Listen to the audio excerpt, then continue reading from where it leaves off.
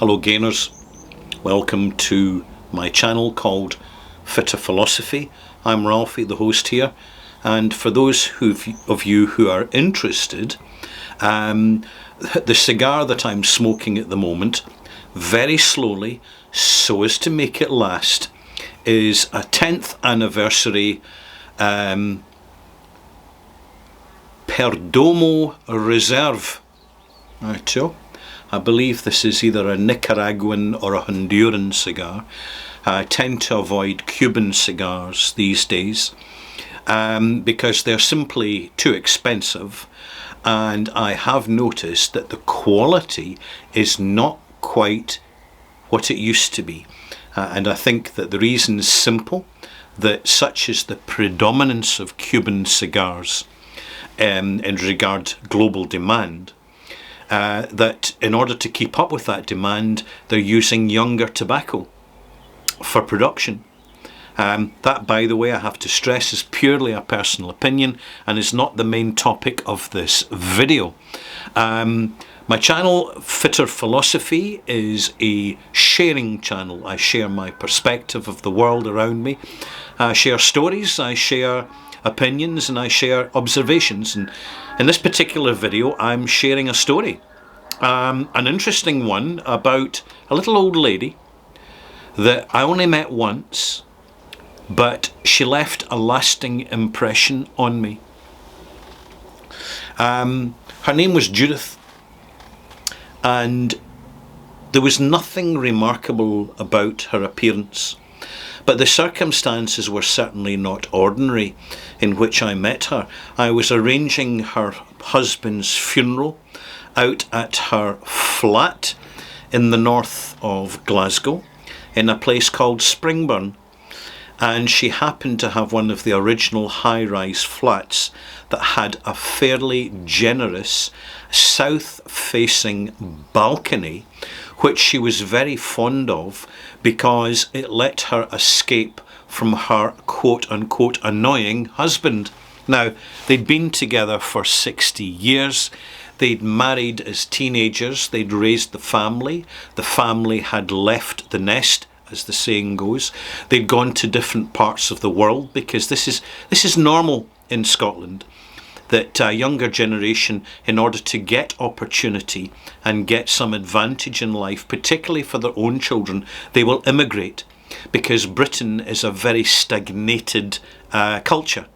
And I'm just giving a passing opinion, an overview, as someone who is British, and I know what I'm looking at. So they were basically left on their own to get on with it, and being simple, practical people, they led a simple, practical life. She did the cooking, he went out and did his engineering job until he took retirement at 70, because he didn't want to retire at 65. And he had no choice but to retire because he was just getting a little bit physically feeble. At this point, being in the house, he was getting under her feet.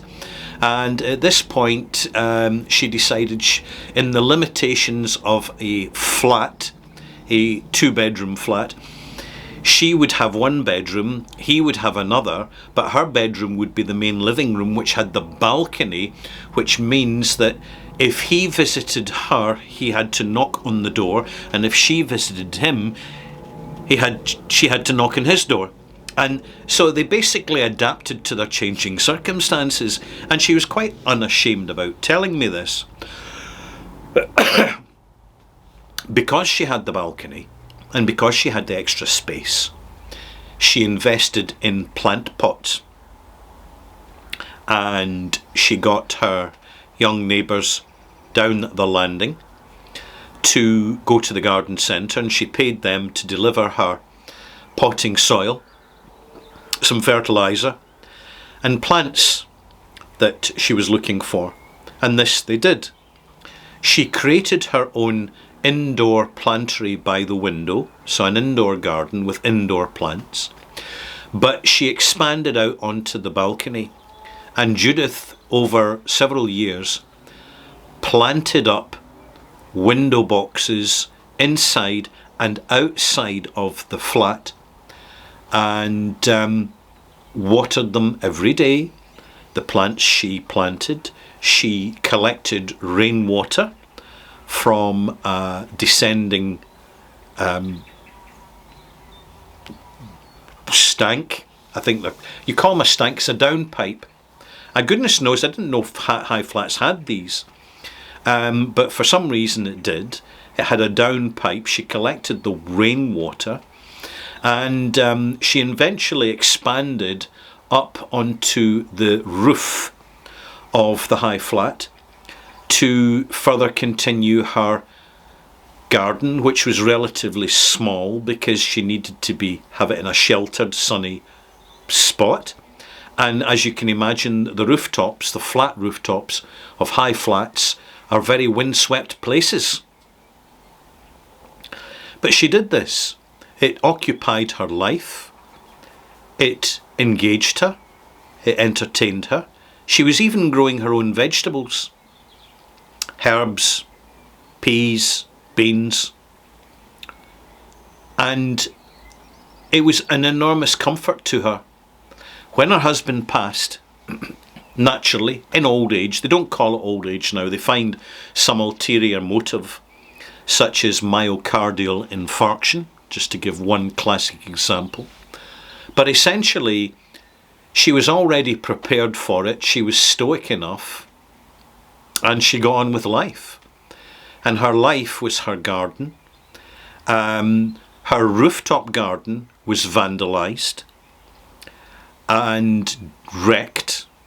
So she changed the padlock to the door and she started all over again. This time the neighbours knew about it.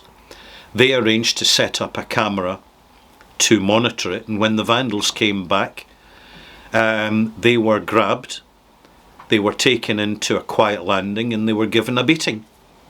And her garden was never vandalised again. This is what people do because they know they have to do it.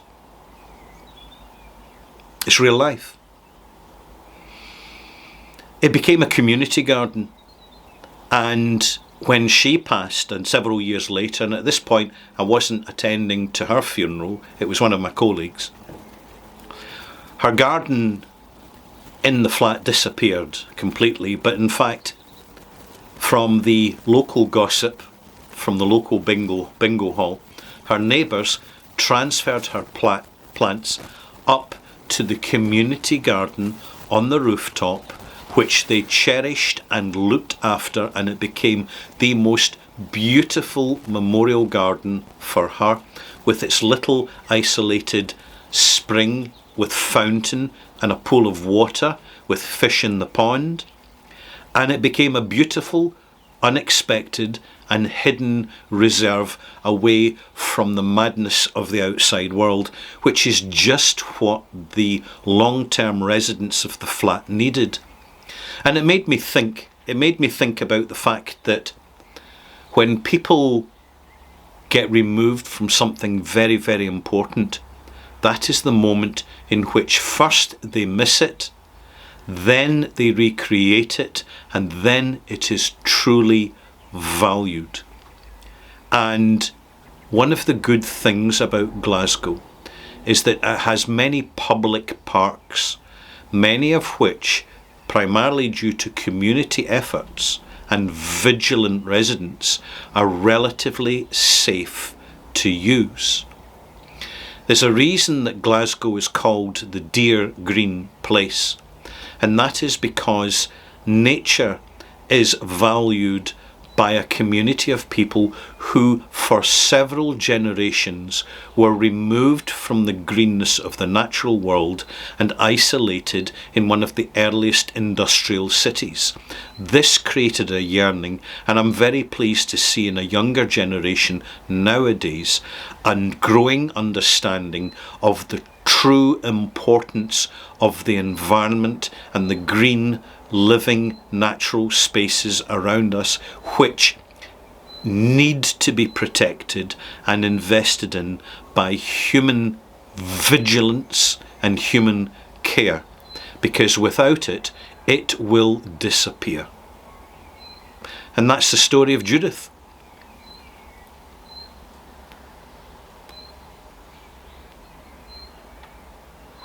I have noticed over the years that